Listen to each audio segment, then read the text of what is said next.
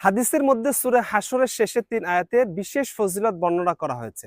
তিরমিজি শরীফের মধ্যে ৩০৯০ নং হাদিসে হযরত মাকাল ইবনে ইয়াসার রাদিয়াল্লাহু তাআলা আনহু থেকে বর্ণিত রাসূলুল্লাহ সাল্লাল্লাহু আলাইহি সাল্লাম বলেন, যে ব্যক্তি সকালবেলা ৩ বার আউযু বিল্লাহিস সামিউল আলিম মিনাশ শাইতানির রাজিম পড়ে, এরপরে সূরা হাশরের শেষের ৩ আয়াত তিলাওয়াত করে, আল্লাহ রাব্বুল আলামিন উক্ত ব্যক্তির জন্য ৭০,০০০ ফেরেশতা নিযুক্ত করে, যারা উক্ত ব্যক্তির জন্য সন্ধ্যা পর্যন্ত মাগফিরাতের দোয়া করে। আর এই সময়ের মধ্যে যদি ওই ব্যক্তি মারা যায়, আল্লাহ রাব্বুল আলামিন তাকে শাহাদাতের মর্যাদা দান করবেন। আর যে ব্যক্তি সন্ধ্যায় এটি পাঠ করবে, তার জন্য একই মর্যাদা। তাই আমরা যদি নিয়মিত সকাল সন্ধ্যা সূরা হাশরের শেষের ৩ আয়াত তিলাওয়াত করতে পারি, আল্লাহ রাব্বুল আলামিন আমাদের জন্য ৭০,০০০ ফেরেশতা নিযুক্ত করবে, যারা আমাদের জন্য দয়া মাগফিরাত কামনা করবে। আর ওই দিনের মধ্যে যদি আমরা মারা যাই, আল্লাহ রাব্বুল আলামিন আমাদের জন্য শাহাদাতের মর্যাদা দান করবেন ইনশাআল্লাহ।